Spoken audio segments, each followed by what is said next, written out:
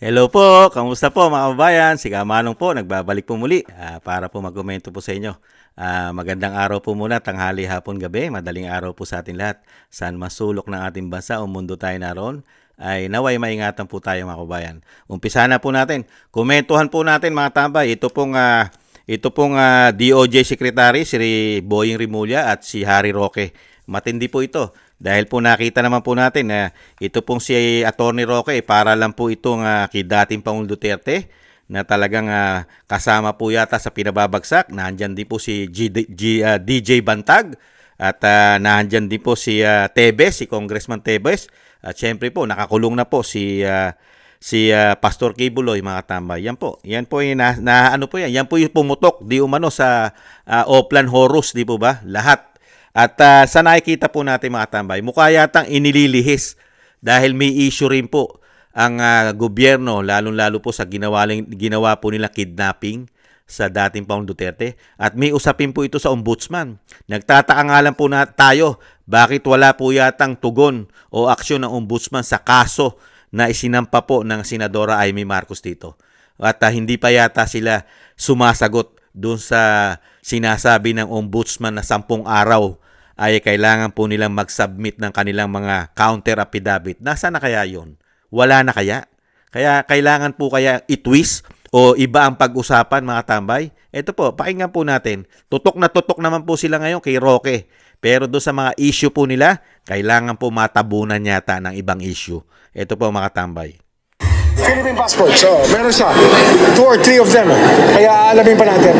May hawak umanong 2 hanggang 3 passport si dating presidential spokesperson Attorney Harry Roque. Ito ang inihayag ni Department of Justice o DOJ Secretary Crispin Rimulya. Ayon sa kalihim, ito ay pawang local of Philippine passports. Parehong regular passport. Di bali sana, kung official pa rin siya, meron siyang diplomatic tsaka meron siyang regular. Ang alam namin, meron siyang 2 regular. At least, 2. Same name, sir? Same name. Very similar. Or maybe a difference in baka middle initial o kaya second name niya, hindi natin alam. Paiimbestigahan ng DOJ kung paano nakakuha ng ganong karaming pasaporte si Roque. Ang mga ito anya ang ginamit niya sa paglabas ng bansa kaya hindi nag-alarm sa immigration. Sa ngayon, mayroon ng formal na motion ng DOJ sa korte para ipakansila ang passport ng dating palace official. Papahalukay namin yan. Kasi hindi dapat ginagawa yan. Kasi we are petitioning for the cancellation of his passport or passports. Kasi nga, fugitive from the law na siya. Sabi naman ni Roque, fake news ang pinapakalat na impormasyon ng Marcos administration na mayroon siyang multiple passport. Mayroon anya siyang isang regular passport dahil ang isa pa niyang pasaporte ay wala ng blank pages. Ang passport na mayroon siya ay nasa Dutch government para sa kanyang asylum application. Dagdag pa ni Rimulya, maaaring umalis ng bansa si Roque sa pamamagitan ng backdoor. Posibleng dumaan ito ng Southern Mindanao papuntang Malaysia gamit ang hawak niyang mga passport kaya hindi napansin ang pag-alis nito. Sa tawi-tawi dumaan yan. Tawi-tawi. Malamang nagbangka o nag-speedboat papuntang Malaysia via Sipadan and Sabah. Dante Amento, UNTV News. Nakita niyo po ang napakagaling po na DOJ Secretary sa kasaysayan ng bansa mga tambay. Wala pong inatupag kung hindi puro pamumuliti kayata. Hindi niyo po napansin? Puro sa mga kadikit sa Duterte ang tinutukan ng 3 taon magmula po nung siya ay naging DOJ Secretary yata. Pati po mga vlogger, ganyan po katindi. Wala pong nakita mga corruption yan at mga smuggler. Wala pong hinahabol yata yung mga yan at wala pong kinakasuhan yan mga corrupt na mga politiko po sa panahon po ngayon mga tambay. Unbelievable. Ito naman po sagot ni Attorney Roque mga tambay sa paratang daw po. Fake news po yan. At ipapakita ko po sa inyo, no? Ulitin natin. Ito po, fake news daw po si DOJ. Fake news po yan at ipapakita ko po sa inyo, no? Meron po akong passport na meron ng butas. Ito po, no? May butas na yan. Ibig sabihin, kansilado na po ito. Pero itong passport nito, ang validity niya up to 2029. Kaya may butas po yan dahil kumuha ko ng bagong passport dahil puno na po yung mga pahina. Wala nang pahina na po pwedeng gamitin, no? So, kaya kumuha po ako ng bago. Yan po yung current passport ko na nasa possession ng Dutch authorities dahil yan po unang-unang kinuha nila when I applied for asylum noong 19th of March. So, wala pong katuturan, walang katotohanan yung sinasabi nilang multiple passports, guni-guni lang po nila yan. No?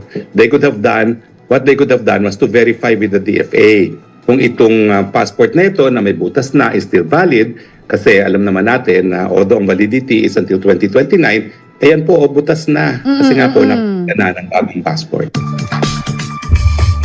Opo, nangyayari naman po talaga yun pagka sobra na at nagamit mo na lahat dahil tinatatakan po yun eh. At hindi naman po ganun karaming pages nun. Lalo-lalo po kung marami kang biyahe. Di ba? Alam naman po natin ang ating passport ay napakatagal na po ng renew. Hindi po bababa 10 taon. Di po ba? Eh kung ikaw po ay isang kilalang tao at syempre hindi ka naman mahirap katulad ni Atty. Roque, eh kaya pong bumalik at labas-pasok ng bansa yan kung gugustuhin niya. At siya po ay siya po ay negosyante rin at magaling na abogado, di po ba? At naglingkod din po sa ating bansa, mga kababayan.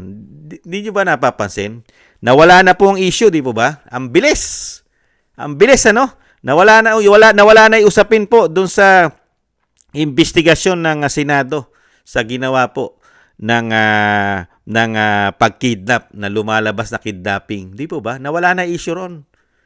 Na pati po yung ombudsman, nawala na po issue sa ombudsman na pinagsasubmit po yan sa loob ng 10 araw at humihingi pa sila ng extension.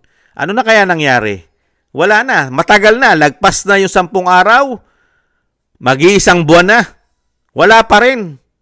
Wala pa rin po inilalabas ang ombudsman, mga tambay. Dito po sa issue nito, marami po ito. Kasama po yung DILG secretary, kapatid niya. Mga kabayan, at yung mga general na sangkot po sa ginawang pagdukot o pagka-kidnap ayon sa Senado at sinampahan po ito ng reklamo sa ombudsman at kailangan po imbestigahan ito sa ombudsman at talagang pinagsasubmit po sila ng counter affidavit. Nasaan na po kaya yon? Wala na? Natabunan na? Tapos na yung issue na yon dahil naisampa na sa ombudsman? Wala na? Hindi na pag-uusapan? At talagang matindi po ang sobrang pamumulitika talaga, mga kabayan. Yung ginawa nila sa dating Pangulong Duterte na hindi nakakakuha ng due process sa ating bansa, sa ating judicial, sa ating korte. Kahit sa mababa, sa lower court, hindi po nakakuha. Naipatapo nila. Gamit pa ang pera ng taong bayan dahil tayo pa nagbayad sa lahat ng fees, pati sa eroplano. At ang tanong, magkano rin kaya yung binayad ng bansa ng taxpayer sa ICC para tanggapin nila di umano ang isang dating Pangulong Duterte na walang jurisdiction sila sa ating bansa. Tinanggap nila. At walang kaso sa Pilipinas si dating Pangulong Duterte para sabihin mo na yan napakaraming ginawang masama. Ni walang kaso. Saka nakakita nun? Ni hindi kinasuhan sa bansa mo pero sasabihin mo masamang tao, walang kaso. Kaya nakita nyo po yung sobrang pamumulitika. Totoo naman po yun eh. Kung kahit po mismo si Atty. Nicolas Capman, ano sinabi niya? Ang totoong kalaban ng mga Duterte, kalaban sa politika, pagpapabagsak ay nasa Malacanang. Hindi natin alam kung sino yung nasa Malacanang. Romualdez po ba? Araneta o Marcos? Dahil yan ang sinasabi ng Amy Marcos eh. Ang nagpapatakbo na ng bansa, isang Araneta at isang Romualdez. Yan daw po ang napakatinding kalaban ng mga Duterte. Yan ang matinding prosecutor. Kaya nga po, naging matagumpay ang ginawa nilang pagpapatapon. Kasi yan, kauna-unahan po yan. Gamit na gamit po yan. Yang DOJ Secretary, yan po. Ang talagang halos, talagang dyan nanggaling lahat ang sinasabing legal. Legal daw po kasi, hindi naman illegal eh. Pagka po si Secretary Boying po ang kakusapin natin, legal lahat ang ginawa nila. Kaya nga dapat nila sagutin ito sa ombudsman. Kaya lang, natutulog pa yata ang ombudsman eh. Kaya kailangan kay Harry Roque muna tayo magtutok para ang taong bayan, ang pag-usapan, lalo ang mainstream media, kay Harry Roque muna tayo mag-usap para matabunan yung issue sa kidnapping sa dating Pangulong Duterte. Hindi po kaya? Nagtatanong lang si Kamanong. Ganyan po katindi ang ating gobyerno ngayon. Pagka po sa kanila ang kabalbalan at kapalpakan at kawalang hiyaan di umano at paglabag sa batas, kailangan takpan agad ng mainstream media. Hindi naman lahat. Hindi naman lahat ng mainstream media. Kailangan pagtakpan at ibahin ang issue. Issue ito sa Pogo eh. Pero napakaraming pogo sa Pilipinas, lalong-lalo. May pogo rin dyan. Sa kanilang bayan, sa Cavite, ang laki po ng pogo dyan. At nakita rin po natin yung pinaputok ni Atty. Topacio kung sino po ang kaibigan at malapit sa mga may-ari o sinasabing kapitalista ng pogo ay malapit po. May mga picture at larawan pang ipinilabas si Atty. Topacio, ang First Lady at ang Pangulong Marcos, magkakasama sila. Napakaraming pagkakataon magkakasama sila. Biruin niyo po yun. Pero ibinibintang yan sa mga Duterte, lalong-lalo ngayon kay Atty. Harry Roque. Grabe, no? Saka paano ka naman makakakuha ng parehas na due process dyan? Sige nga, paano ka makakakuha? Antimano, kakasuhan ka ng walang piyansa agad. Kamukha ng ginawa nila kay Kibuloy. Hindi na makalabas si Kibuloy dahil walang piyansa yung kaso niya eh. At dito rin kay Harry Roque, pagka siya ay umuwi ng Pilipinas, walang piyansa yan. Di mo ba? Ganyan po sila katindi. Panggigipit yata. Grabe po sila manggipit, di umano. Lalong-lalo po sa gusto nilang pabagsakin, mga kababayan. Ganyan po ngayon katindi ang batas natin. Yung batas po yata ng Pilipinas o batas natin ngayon ay pumapabor lang yata sa kanila. Pagkakalaban nila ay hindi makakuha ng pabor, mga katambay. Pagka po sa kanila, mga tambay, walang piring, nakikita sila. Mga kabayan. At nauutusan nila ang batas. Hindi kaya? Nagtatanong lang si Kamanong. Mukha yatang nauutusan nila ang batas. Nakukontrol yata nila ang batas dahil kaya sa pera. Mga kababayan. Hindi kaya sa pera. At nakakagulat din po, no? Kaya, sa lahat halos ng ahensya ng gobyerno, isinusukan na ng majority ng taong bayan. Kinasusuklaman, lalong-lalo itong DOJ. Kinasusuklaman po ito ng taong bayan. Pero nananatili pa rin sila sa kapangyarihan. Dahil nga po sa sinasabi ng Vice President, sa sobrang kasakiman, greedy, nung makabalik. May kasama kasing pera, kapangyarihan at pulburon bonus. Ayon sa Vice President. At napakagaling po ng DOJ. Paano hindi gagaling? Yung mismong anak niya. Hindi pa nakatatlong buwan sa kulungan, mga tambay. Absuelto na. Sa napakarami pong damo, pinagbabawal na high grade na damo. Nakita niyo po? Ibang klase. Pagka po sa kanila, instant justice, ang bilis ng hustisya para sa kanila. Ibang klase. Pero pagdating po sa sinasabing kailangan nilang pabagsakin, dahil nga po ayaw na nila makabalik ang kapangyarihan ng mga Duterte at mga kaalyado nito, ganito. Kailangan gipitin ng gipitin, di umano, mga kabayan. Kaya kung sino po paniniwalaan natin, sige nga. Si Kamanong, mas paniniwalaan si Atty. Roque kaysa rito sa kay DOJ Secretary. Komento ko po. Mas maniniwala ako kay Atty. Roque kaysa kay DOJ Secretary. Bakit? Kung yung anak niya nga nahulihan, di po ba, ng illegal na pinagbabawal na damo. Ang bilis na kalaya, DOJ Secretary ka, di ba mag-iisip ka? At tapos, doon sa mismong bayan mo, malalaki ang pogo. Walang problema. Pero doon sa iba, may problema at ikakabit mo. Di po ba? At grabe ang pag-uumpisa ng paghawak mo bilang ikaw DOJ Secretary. Hindi kaya? Yung ginawa na kay DJ Bantag, ibang klase, no? Ibang klase. At yung ginawa kay Congressman Tevez, palibasa, may alam. May alam kasi si Congressman Tevez sa pulburon. Alam din ni Congressman Tevez ang estilo at style nila sa pulburon, di umano, lalong-lalo ng Pangulo raw, ayon kay Congressman Tevez. Kaya kailangan patahimikin. Di po ba? Kaya dito po mga tambay, ang nakikita po natin dito mga tambay.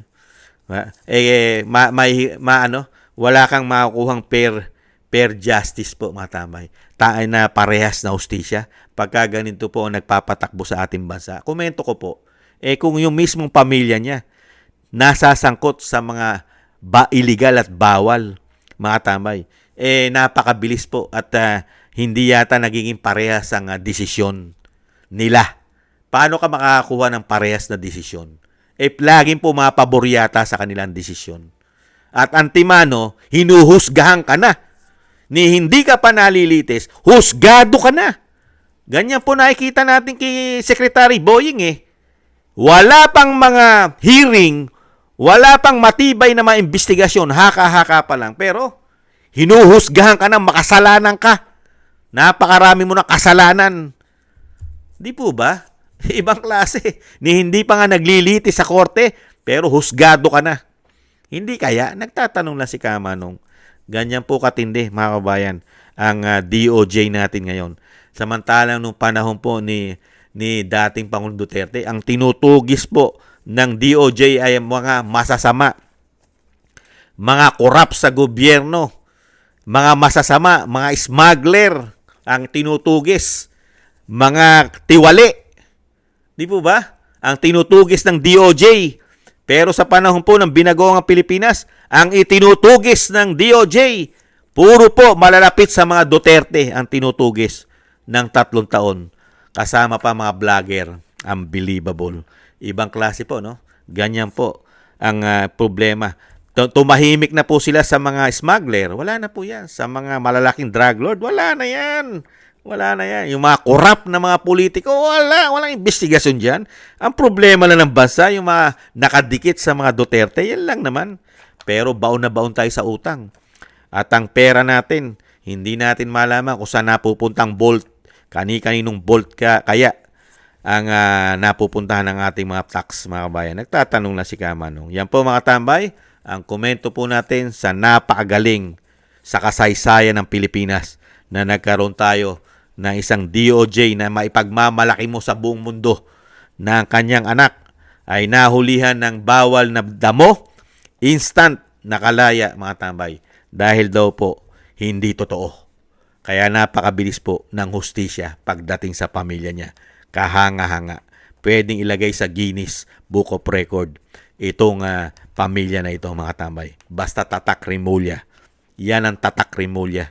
Di umano, mga tambay. Hindi po sila mga hudas. Hindi po sila mga taksil. At hindi po sila mga buhaya. At hindi sila mga ganid. At hindi sila mga korap na mga politiko at lingkod bayan. Di po ba? Maraming salamat po, mga tambay. Sa gusto po ng ating tambay, mga kabayan, sa YouTube at TikTok. At sa ating pong taga-tangkilik, taga-panood na nakakagusto po ng ating tambay, mga kabayan. Maraming salamat po sa ating po mga subscribers. Thank you po. Shoutout po sa inyo lahat. Maraming salamat po. At syempre po, shoutout po sa mga biyayang pinakakalob nyo po. Shoutout po, Rosalina RKA Era Team 888, Wills Bubbles 5697, Arfel Villacorta, Teodorico Erguisa Jr., si Annie Joe, ako si Pilam, Jovelyn Watanabe ng Japan, Jem Aris ng United Arab Emirates, Baby Roman, Ate Isa ng Cagayan, Julieta Silona ng Sydney, Australia, Gina Ray Solidides ng Berlin, Germany, Jake Yahud 4531 ng Maisog, California, USA, Eric Hershio ng Canada, Kingston 123 ng Hong Kong. Maraming salamat po sa mga biyaya na inyo pong pinakakalob. Thank you po. At syempre po yung nag-comment naman po, comment, like, share, and subscribe. Thank you po, mga kabayan.